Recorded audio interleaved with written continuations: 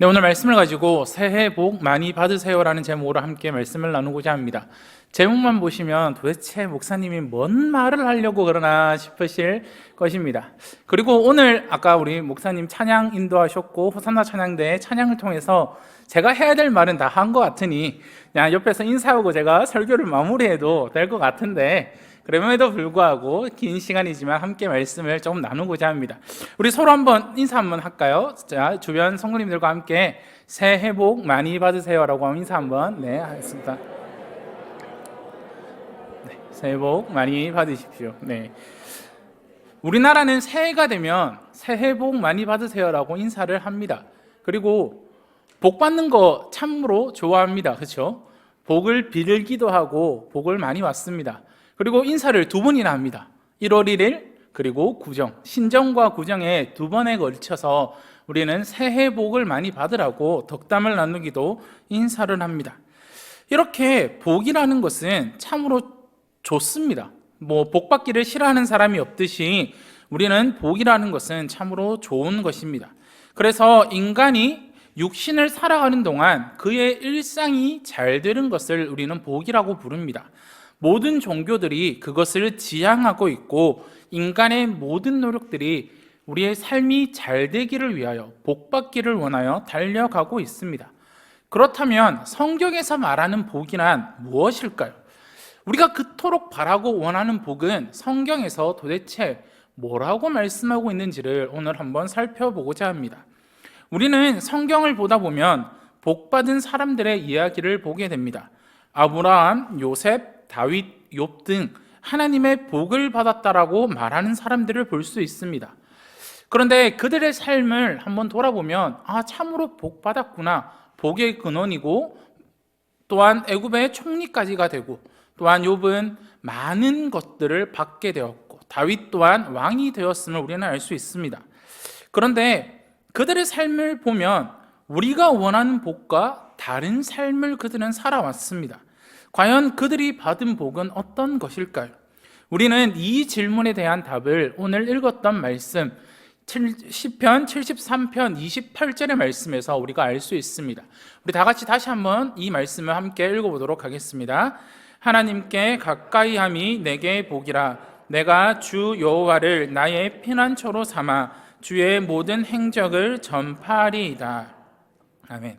오늘 말씀의 근거에서 우리의 믿음의 조상들인 아브라함, 요셉, 욥, 다윗이 받은 복이 무엇입니까? 바로 하나님과 함께하는 것이 복이라고 말씀해 주고 있습니다. 창세기 15장 1절의 말씀을 보시면 이렇게 말씀하십니다. 이후에 여호와의 말씀이 환상 중에 아브라함에게 임하여 이르시되 아브라함아 두려워하지 말라. 나는 내 방패요 너의 지극히 큰 상급이니라 라고 말씀하고 있습니다. 하나님께서는 아브라함에게 자신이 큰 상급이다라고 말씀하십니다. 다시 말하자면 하나님이 그의 복이 된다라고 말씀하고 계시는 것입니다. 요셉을 보시기를 바랍니다. 요셉은 성경에서 표현하기를 형통한 자라고 말하고 있습니다. 그러나 우리가 알고 있듯이 그의 삶이 과연 형통할까요? 전혀 그렇지 않습니다. 형들에게 팔리게 되고 노예로 잡혀가게 되고 거기서 억울한 누명을 받아 감옥에 들어가게 됩니다. 그런데 성경은 그의 삶이 형통했다라고 말하고 있습니다. 요셉이 당한 것을 화를 입었다라고 말하지 않고 형통했다라고 말합니다. 왜 요셉이 형통한 삶을 살았다라고 말하는 것일까요? 그가 겪었던 그 모든 험난한 길을 통하여 하나님의 뜻을 알아가고 하나님 앞에 나아갔기 때문에 그의 삶이 형통한 삶이라고 말할 수 있었습니다. 그렇다면 욥은 어떠합니까? 욥이 받은 시련은 차마 인간이 말할 수 없는 시련들을 받게 됩니다. 그러는 이 시련을 통해 복된 자가 되었다라고 이야기합니다. 분명 그의 소유는 시련을 당하기 전보다 갑절이나 늘어났습니다. 욥기 42장 12절 상반절에 보시면 이렇게 말씀합니다. 여호와께서 욥의 말년에 욥에게 처음보다 더 복을 주시니라고 말씀하고 있습니다.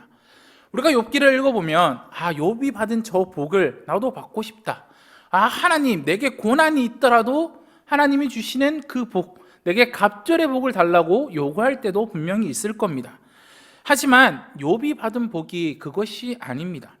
욥은 자신이 받은 복에 대해서 이렇게 말씀합니다. 욥기 42장 5절 말씀입니다. 내가 주께 대하여 귀로 듣기만 하였사오나 이제 눈으로 주를 배움나이다 라고 말씀하고 있습니다. 이 고백이 의미하는 바가 무엇입니까?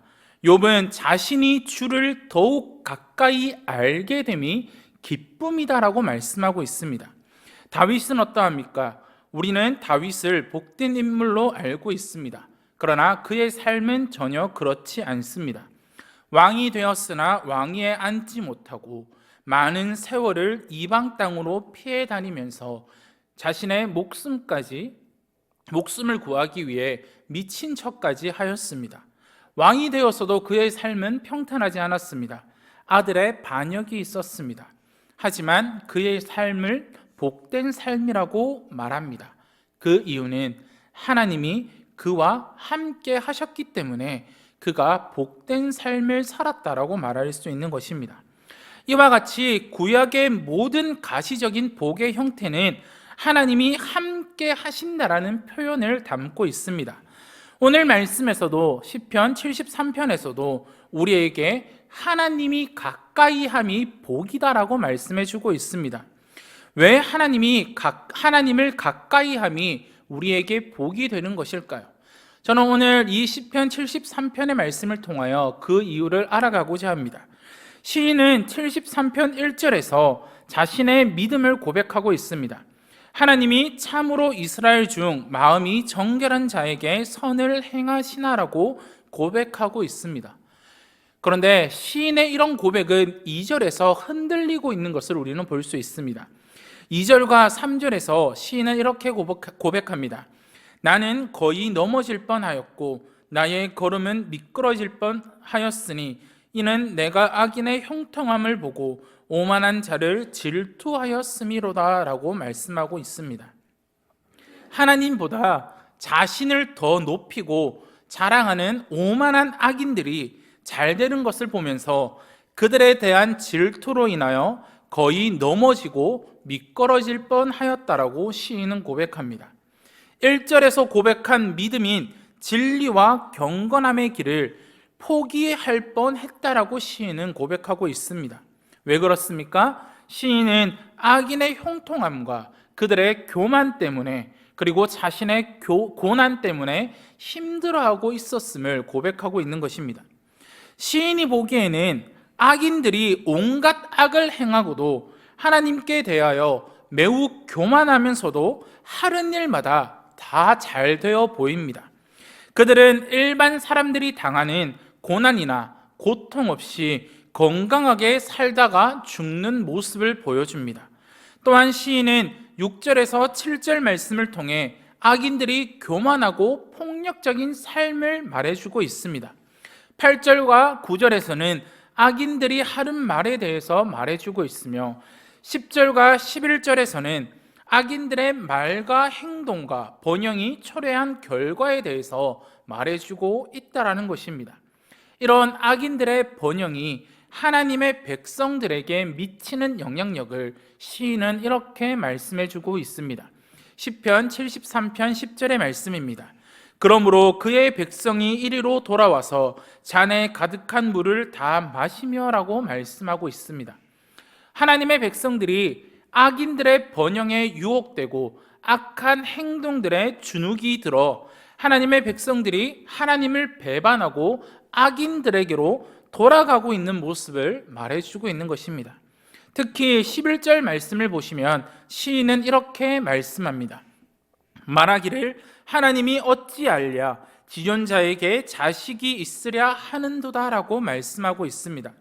이 말씀은 10절의 그 결과로 인해 악인들에게로 돌아간 하나님의 백성들이 하는 말입니다.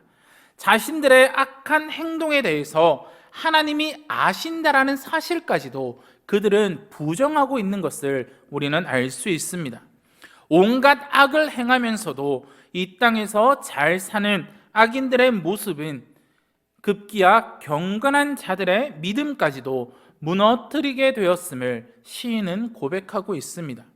시인은 이런 악인들의 모습, 그리고 그들에게로 돌아가는 경건한 자들의 모습을 보고 자신도 미끄러질 뻔하였고 넘어질 뻔하였다라고 고백합니다. 이 시인은 악인들의 모습에 흔들리는 것뿐만이 아니라 자신들의 삶도 힘들었음을 고백합니다.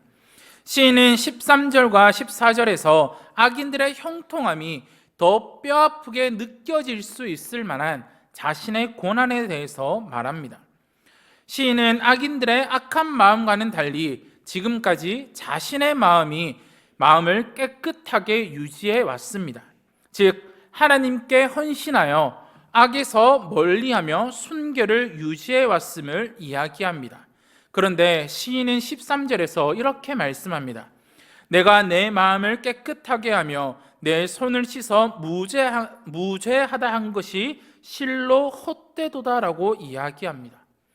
그가 이렇게 자신을 하나님 앞에 모든 것을 드려가며 내가 경건하게 그 믿음을 지키려고 노력했지만 그 악인들의 모습과 나의 그 고난의 모습을 보고 내가 지금까지 해왔던 것이 전부 다 헛되다라고 시인은 고백하고 있다라는 것입니다. 또한 시인은 14절에서 이렇게 말합니다.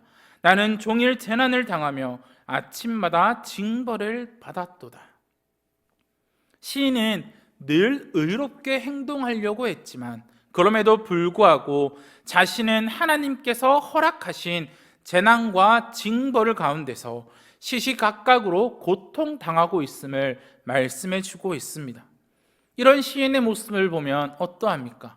악인들이 더 잘되고 악인들이 복을 받고 하나님을 잘 믿고 하나님에 대한 그 믿음을 지키려고 노력하는 이 시인은 고난과 억울함을 당하고 있습니다. 이 시인의 순결한 마음과 의로운 행동을 추구하며 살아온 그의 삶이 헛되다라고 시인은 고백합니다. 이런 고백의 모습을 보면 참으로 안타깝고 불행해 보입니다. 이런 시인의 모습이 우리의 삶과 전혀 다르지 않을 것입니다. 우리가 예수님을 믿는다고 모든 일이 형통한 것이 아닙니다. 우리가 하나님을 나의 아버지라고 고백한다고 해서 우리가 복을 받는 것이 아닙니다. 예수님을 믿는다라고 해서 모두 다 병에서 고침받는 것이 아닙니다. 예수님을 믿는다라고 해서 가정이 다 평안한 것도 아닙니다. 예수님을 믿는다라고 해서 내 자식들이 잘 되고 잘 살지만은 않습니다. 예수님을 믿는다라고 해서 우리의 생업이 다 번창하는 것도 아닙니다. 오히려 예수님을 믿지 않고 악을 더 가까이 하는 자들이 더 잘 되고 그들의 삶이 더 복받은 것처럼 보이고 그들의 삶이 더 형통한 것처럼 보이고 그들의 삶이 모든 것이 다 잘 되는 것처럼 우리는 보일 때도 있습니다. 이럴 때 우리는 어떠합니까? 우리의 믿음이 흔들릴 때가 너무나도 많다라는 것입니다. 과연 내가 하나님을 믿는 것이 옳은 것인가? 과연 하나님이 살아계시는가? 하나님, 저들은 잘 되고 저들은 복받고 저들은 하는 일마다 다 잘 되고 자녀들도 잘 되는데 과연 나의 삶은 왜 이럴까요? 하나님, 나의 가정은 왜 이럴까요? 하나님, 나의 자녀는 왜 이럴까요? 우리는 왜 이렇게 어렵게 살아가야만 하는 것일까요? 라고 고백할 때도 있습니다. 그래서 어떤 사람들은 거기에 시험 들어 하나님을 떠나서 나는 이제 더 이상 하나님을 믿지 않습니다. 나는 이제 더 이상 하나님의 백성이 아닙니다라고 말합니다. 아니, 하나님은 없다라고 말할 때가 있다라는 것입니다. 오늘 말씀에서 시인이 이러한 상황을 겪고 있습니다. 그러나 그는 그럼에도 불구하고 하나님을 떠나지 않았습니다. 그는 악인들처럼 행동하지 않았습니다. 시인은 16절에서 악인들에 대한 하나님의 뜻에 대해서 고민하고 잘 이해할 수 없어서 매우 고통스러웠다라고 합니다. 그런데 그 고통이 어떻게 해결됩니까? 17절 말씀을 다 같이 한번 읽어보도록 하겠습니다. 함께 읽겠습니다. 하나님의 성소에 들어갈 때에야 그들의 종말을 내가 깨달았나이다. 어디서 그 고통이 해결됩니까? 어디서 그 문제의 실마리가 나옵니까? 바로 하나님의 성전에 들어갔을 때, 하나님을 예배하러 나아갔을 때 그가 그 고통에서 해결되게 된다라고 이야기합니다. 시인은 하나님의 성전에 들어가 하나님을 만났을 때 악인들의 최종적인 운명에 대해서 깨달았습니다. 무엇을 깨달았습니까? 73편 18절에서 20절 말씀 함께 읽겠습니다. 주께서 참으로 그들을 미끄러운 곳에 두시며 파멸에 던지시니 그들이 어찌하여 그리 갑자기 황폐되었는가. 놀랄 정도로 그들은 전멸하였나이다. 주여, 사람이 깬 후에는 꿈을 무시함같이 주께서 깨신 후에는 그들의 형상을 멸하시리이다. 아멘. 시인은 악인들이 하나님을 모른다라고 말하면서 마음대로 행동하고 말하였다라고 이야기합니다. 그러나 하나님께서는 그들의 모든 행동을 아시고 그들을 미끄러운 곳, 즉 파멸될 곳으로 그들을 던질 것이다라고 말씀하고 있습니다. 악인들의 멸망을, 철저함을 강조함 동시에 그들의 파멸은 순식간에 엄청난 공포 가운데서 그들에게 임할 것임을 시인은 깨달았다라고 말합니다. 여기서 도하여 참으로 화려하고도 영원하게 보였던 그들의 번영이 얼마나 덧없는 것인가를 우리는 알 수 있습니다. 또한 시인은 하나님의 성전에 나아가 자신의 우둔함에 대한 고백과 회개를 드리면서 하나님에 대한 믿음의 회복에 대해서 말합니다. 시편 73편 27절과 28절의 말씀입니다. 함께 읽겠습니다. 무릇 주를 멀리하는 자는 망하리니 음녀같이 주를 떠난 자를 주께서 다 멸하셨나이다. 하나님께 가까이함이 내게 복이라. 내가 주 여호와를 나의 피난처로 삼아 주의 모든 행적을 전파하리이다. 아멘. 시인은 결국에는 깨닫게 됩니다. 악인들이 누리던 형통함과 그들의 번영은 하나님 앞에서 얼마나 덧없는 것인가를 말입니다. 그것보다 더 좋은 것이 바로 하나님께 가까이 나아가는 것이 더 좋다라고 시인은 깨닫게 됩니다. 그렇습니다. 분명 우리가 예수님을 믿는다고 다른 사람들보다 더 형통하게 되는 것은 아닙니다. 예전에 이런 유행어가 있습니다. 살림살이 좀 나아지셨습니까? 제가 성도님들에게 질문을 한번 해보겠습니다. 예수님을 믿고 살림살이 좀 나아지셨습니까? 네. 아멘. 참 믿음이 좋으신 것 같습니다. 전혀 그렇지 않은 분들도 있을 것입니다. 오히려 더 힘들어졌다라고 말하는 분도 있을 것입니다. 그러니 예수님을 믿는 것은 우리가 받을 복과는 전혀 관계없다라고 말할 수 있을까요? 그렇지 않습니다. 세상에 있는 것들은 다 잠시 잠깐의 것뿐입니다. 돈도 그렇고 명예도 그렇고 권력도 그렇습니다. 모든 것은 다 지나갑니다. 시간이 흐르면 남는 것은 아무것도 없습니다.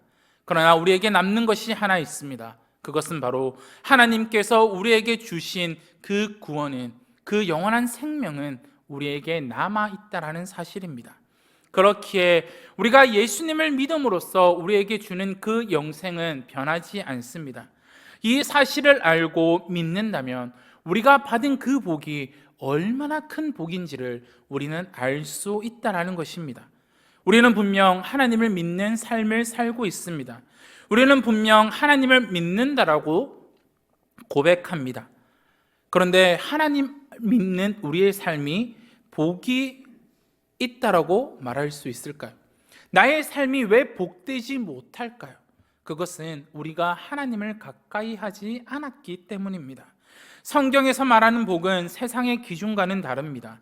성경에서 말하는 복은 성공과 출세가 아닌 하나님과 가까이 하는 것, 하나님과 함께 하는 것이 복이라고 말하고 있습니다. 하나님은 분명히 말씀하셨습니다. 하나님께서는 우리와 함께 계시는 것이 얼마나 중요한 것인지를 성경은 말해주고 있습니다. 하나님은 우리와 함께 하시기 위해 우리를 지으셨고 에덴 동산에서 함께 계셨습니다. 하나님은 우리와 함께 하시기 위해 성막을 지으셨고 성전의 예배를 통하여 우리에게 임재하셨습니다. 하나님은 우리와 함께 하시기 위해 우리의 죄를 구속하셨고 우리와 함께 하기를 원하셨습니다. 하지만 인간의 죄로 함께함이 깨어지고 하나님과 인간의 관계는 끊어져 버립니다. 하나님은 죄를 지은 우리를 어떻게 하셨습니까? 우리와 함께 계시기 위해 하나뿐인 아들 독생자 예수 그리스도를 이 땅 가운데 보내주셨습니다. 마태복음 1장 23절의 말씀입니다. 보라, 처녀가 잉태하여 아들을 낳을 것이요 그의 이름을 임마누엘이라 하셨으니 이를 번역한즉 하나님이 우리와 함께 계시다 함이라. 하나님께서는 예수 그리스도를 십자가에 못 박히심으로 우리를 죄에서 구원하셨습니다. 우리와 함께 하시기 위해서입니다. 예수님께서는 부활 승천하시면서도 우리에게 이렇게 약속하십니다. 마태복음 28장 20절의 말씀입니다. 내가 너희에게 분부한 모든 것을 가르쳐 지키게 하라. 볼지어다 내가 세상 끝날까지 너희와 항상 함께 있으리라 하시니라. 하나님은 우리와 세상 끝날까지 함께 있겠다라고 말씀하십니다. 오늘 시인처럼 불행하다라고 생각하는 분이 계신가요? 악인들은 이렇게 형통한데 하나님을 믿지 않는 사람들은 이렇게 잘 살고 있는데 나는 왜 이렇게 힘들지? 왜 나의 삶은 풀리지가 않지? 왜 나는 형통하지 않다라고 느끼는 분들이 계십니까? 이런 생각이 들 때 우리는 그런 생각을 하지 않아야 됩니다. 우리에게 가장 큰 복은 하나님과 함께하는 것입니다. 사랑하는 성도 여러분, 그렇다면 우리는 어떻게 하나님과 가까이 할 수 있습니까? 우리는 어떻게 하나님과 함께 할 수 있습니까? 야고보서 4장 8절의 말씀 함께 읽겠습니다. 하나님을 가까이 하라. 그리하면 너희를 가까이 하시리라. 죄인들아 손을 깨끗이 하라. 두 마음을 품은 자들아 마음을 성결하게 하라. 여기서 손을 깨끗이 하라란 말은 회개하라고 말씀하고 있는 것입니다. 손에 더러운 것이 묻으면 손을 씻는 것처럼 자신의 죄를 회개하고 완전히 하나님께로 돌아가라고 말씀하고 있는 것입니다. 이렇게 할 때 어떻게 합니까? 하나님을 가까이 할 수 있고, 이렇게 할 때 하나님이 우리에게 가까이 나아오겠다라고 말씀하고 계시는 것입니다. 또한 신명기 10장 12절에서 13절에서는 이렇게 말씀합니다. 이스라엘아, 내 하나님 여호와께서 내게 요구하시는 것이 무엇이냐? 곧 내 하나님 여호와를 경외하여 그의 모든 도를 행하고 그를 사랑하며 마음을 다하고 뜻을 다하여 내 하나님 여호와를 섬기고 내가 오늘 내 행복을 위하여 내게 명하는 여호와의 명령과 규례를 지킬 것이 아니냐. 여기서 행복이라는 단어는 오늘 읽었던 73편 28절에 복과 같은 원어로 기록되어 있습니다. 여기서 하나님이 요구하시는 것이 무엇입니까? 하나님을 경외하고 그의 모든 도를 행하고 그를 사랑하고 마음을 다하여 뜻을 다하여 하나님을 섬기면 복을 위하여 내게 명하는 여호와의 모든 규례를 지키라고 말하고 있습니다. 하나님을 경외하는 것, 하나님을 사랑하는 것, 하나님을 섬기는 것, 하나님의 말씀대로 사는 것이 하나님과 가까워지는 것입니다. 분명히 하나님이 요구하신 대로 살기는 힘듭니다. 그렇게 살아가기 어려울 때가 너무나도 많습니다. 한 가지 분명한 것은 우리가 이렇게 살아갈 때 하나님이 우리에게 복이 된다는 사실입니다. 사랑하는 성도 여러분, 우리가 새해가 되면 새해 복 많이 받으세요라고 인사합니다. 이런 인사의 대부분이 세상의 복을 기준으로 우리는 인사하고 있습니다. 하지만 성경이 말하는 복은 이와 다릅니다. 믿음의 조상들을 보십시오. 아브라함, 요셉, 욥, 다윗의 삶을 보시면 그들은 전부 세상의 복을 받은 것처럼 보이지만 그들의 삶을 복된 삶이라고 부를 수 있는 것은, 그들이 형통한 삶을 살았다라고 말할 수 있는 것은 하나님이 그들과 함께 하셨기 때문입니다. 하나님께서 주시는 복된 삶은 이 땅의 척도가 될 수 없습니다. 기준이 될 수 없습니다. 하나님과 함께 하는 것이, 하나님과 가까이 하는 것이 진짜 복이고 진짜 은혜임을 잊지 마시기를 바랍니다. 우리가 이제부터 화요일부터 구정이 시작됩니다. 이번 구정에 가족들과 함께 새해 복 많이 받으세요라는 인사를 나눌 때 세상의 기준이 아니라 오늘 성경에서 말하는 그 복을 우리의 기준으로 삼아 우리의 가족들이, 우리의 친척들이 세상의 복이 아닌 새해에는 하나님과 더 가까이 하고 하나님과 더 함께함으로 성경에서 말하는 그 복, 하나님이 나와 함께 하시는 그것이 우리에게 가장 큰 복이고 가장 큰 은혜임을 우리의 믿음으로 고백하면서 이렇게 인사를 나누시는 우리 성도님들이 되시기를 바랍니다. 마지막으로 우리의 말씀을 기억하시면서 다시 한번 인사 한번 해보실까요? 옆에 성도님들과 함께 인사를 나누겠습니다. 새해 복 많이 받으세요 라고 인사를 한번 나눠보겠습니다.